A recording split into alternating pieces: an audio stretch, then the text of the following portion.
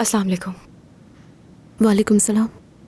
मैं आपकी अम्मी से बात करना चाहती हूँ, क्या वो घर पर है? घर से निकालने वाली बात करनी है आपको उनसे? बेहतर है कि मैं उनसे ही बात करूँ। अम्मी तो घर पे नहीं है, वो बाजार गई हैं। मैं सच कह रही हूँ, आकर देख लें। ठीक है, मैं किसी और वक्त आ जाऊंगी। खुदा हाफिज।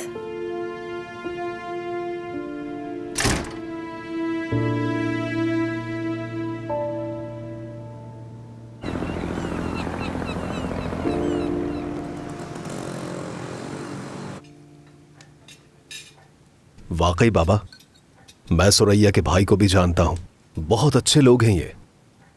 हाँ, जब भी तो इस बारे में फैसला किया हमने। इस दफा अल्लाह ने चाहा तो सब बेहतर होगा। इंशाअल्लाह जल्दी उमर की शादी हो जाएगी, फिर हम उसके बच्चे भी देखेंगे। इंशाअल्लाह। इंशाअल्लाह। खुश आमदीद उमर, मुबारक हो तुम्हें। क्या कुछ हुआ है? इसे नहीं मालूम? सुरैया से रिश्ता हो गया तुम्हारा। सफिया से बात की थी मैंने आज। परसों तुम्हारी मुलाकात करवाएंगे हम सुरैया से, खैर से इंशाअल्लाह। उमर, देखो इस बार बात बन जानी चाहिए, सोचना मत ज्यादा। ये बहुत अच्छे खानदान की लड़की है। क्या कुछ कहोगे नहीं तुम उमर? क्या कहूं मैं? मुझे नहीं मालूम, लेकिन लगता है ये सुनकर खुशी नहीं हुई है तुम्हें। हुई है खुशी, खुशी हुई है उसे। अच्छा, यहाँ बैठो, खाना खाओ। नहीं शुक्रिया। सुना नहीं? बैठो, खाना खाओ। अरे आ जाओ, बैठो, मैंने तुम्हारे लिए बहुत कुछ बनाया है। शुक्रिया। प्लेट दो अपनी, पुलाव देती हूँ। शुक्रिया। बच्चे कहाँ हैं? नहीं लेकर आई उनको, ठीक से पढ़ाई नहीं हो रही थी तो घर पर ही छोड़ दिया। और हाँ, तुम भी जब आदम से मिलना तो उससे कहना कि प्लीज थोड़ा पढ़ाई पर ध्यान दिया करे। जो हो सकेगा कर दूंगा मैं। आदम ने बताया मुझे, निसा के मालिक मकान का जो नवासा है ना, वो वापस आ गया है और उसने आदम के स्कूल में ही एडमिशन लिया है। कौन सा नवासा? अरे याद नहीं है, उनकी एक बेटी भी थी जो घर छोड़ के चली गई थी, उसका बेटा। और हाँ, मुझे तो उसका नाम भी याद है, गामजे नाम था। गामजे? मुझे याद नहीं आ रहा। अरे याद करो ना, उनकी बड़ी बेटी जो थी। हाँ ठीक है, याद आ गया मुझे। वो वापस क्यों आ गई? उसने तो शादी कर ली थी ना? जहां तक मुझे पता चला है तलाक हो गई है उसकी। बहुत ही बुरा हुआ। देखो तो कितना धोखेबाज निकला उसका शौहर।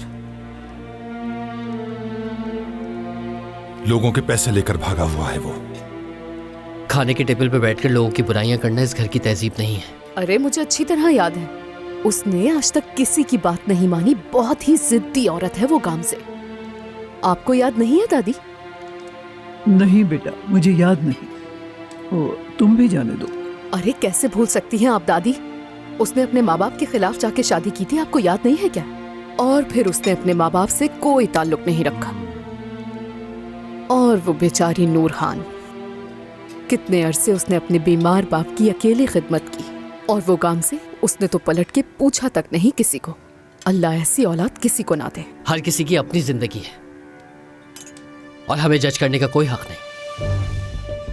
क्या हुआ उमर? इसमें गुस्सा होने वाली क्या बात है? तुम्हारी भाभी वही बता रही है जो उसने सुना है लोगों से।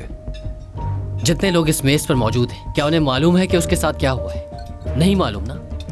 और आप जो किसी को बुरा भला नहीं कहते, वो यहाँ बैठकर एक ऐसे इंसान की बुराइयां कर रहे हैं जिससे वो कभी जिंदगी में मिले भी नहीं। नाहक किसी की ऐबजोई क्यों करें हम? इसमें कोई गलत बात नहीं। साफ जाहिर है कि वो औरत कैसी है। उसके घर वाले भी उसकी शिकायत करते थे।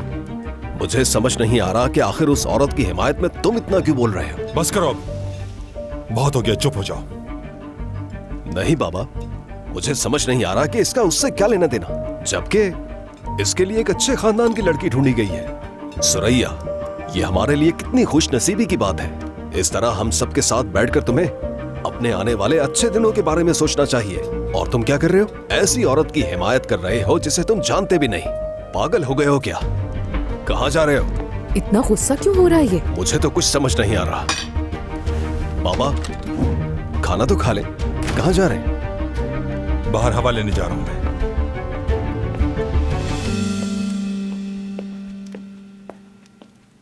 दादी ये सब क्या हो रहा है? तुम्हें मना भी किया है ऐसी बातें करने से, नाराज कर दिया उमर को। आप कहना चाह रही हैं कि मेरी गलती है? खाना खाओ, ठंडा हो रहा है।